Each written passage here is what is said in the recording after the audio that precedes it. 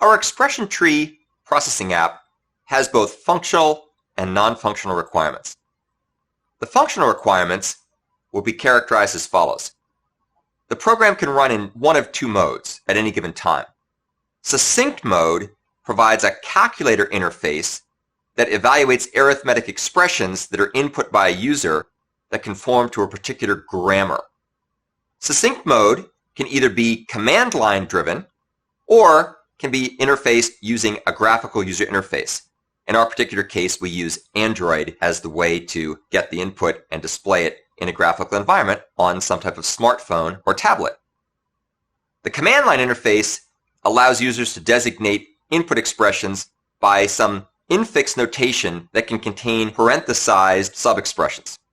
For verbose mode, which is the alternative way of doing things, the user can enter the input in a more verbose way in order to be able to control different aspects of the overall application behavior. We'll talk later about using patterns to ensure that the operations that are provided by users follow a very strict protocol. There are a number of different operations that can be provided by the users. One of the operations is the format operation. And this is where, in verbose mode, the user indicates what kind of order they want to have the input entered as in order, post order, pre-order, etc. There's also a command called expr for expression, which allows the user to actually enter the arithmetic expression, such as -5 times 3 plus 4. There's a set command or a set operation that can be used to give a name to an expression. There's also a print command that can be used to instruct the program to print the output of the expression tree in the desired order, in order, post order, pre-order, etc. There's an eval command that can be used to tell the expression tree program to take the expression tree and evaluate its yield, in other words, provide the output of running the expression. And finally, there's a quit command that can be used to tell the program to shut down. Once again, as with succinct mode, there are two different ways to do things. You can either use a graphical user interface to express verbose mode, or you can also use a command line version, which is much more verbose, but it allows you to be able to select the various kinds of operations in a flexible way, as long as you follow the appropriate protocol.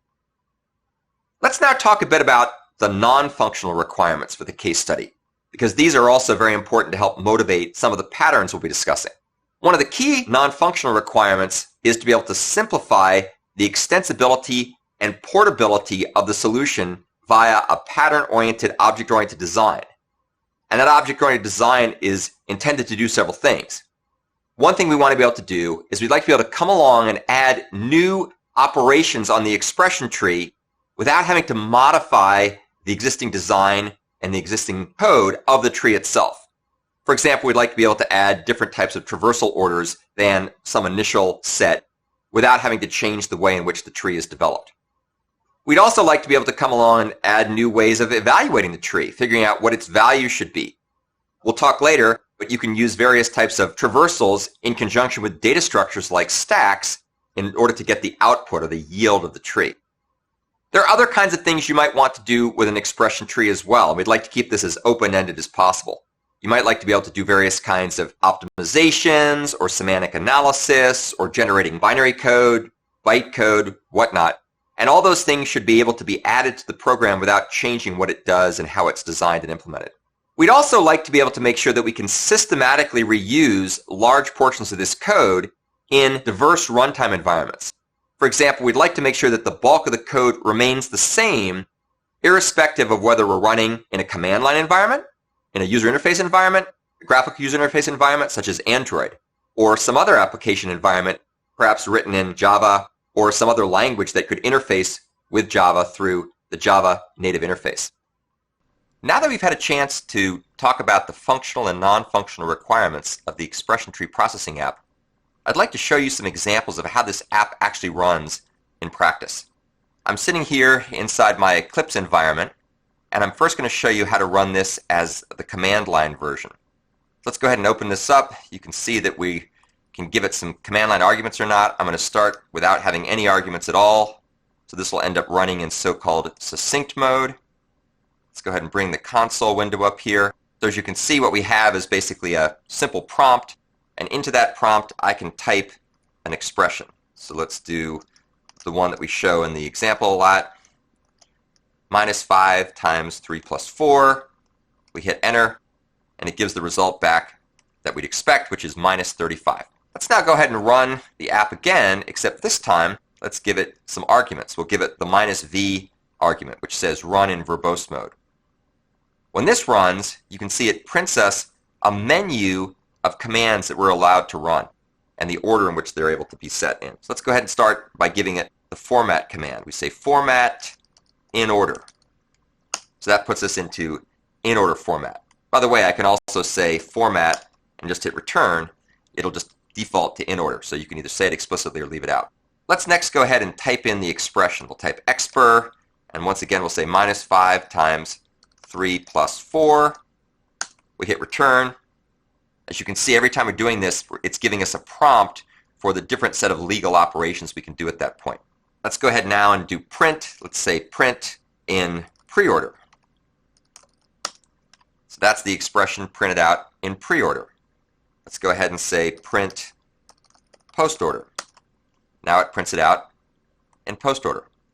We can say print level order, and it prints out the expression tree in level order. We can also say eval. We can say either eval post-order or just eval. And when we type eval, it goes ahead and walks through the tree and prints out the yield of the tree, -35. And if we want to change the expression, we can do other kinds of things as well. So that's an example of running the program in command line version for both succinct mode and verbose mode. When we're all done, we can go ahead and type quit, and it'll shut things down. Let me also show you one more little thing here real quick. I can also demonstrate how we can run this program and illustrate how we can check for protocol violations. Here we have the initial set of operations. Notice it's saying you need to start with format. If instead I try to say eval post order, it'll come back and say, hey, you can't do that because you're calling things in the wrong order. You're calling evaluate in the wrong state. So that's just an illustration of how we check to make sure we can't run commands in the wrong order.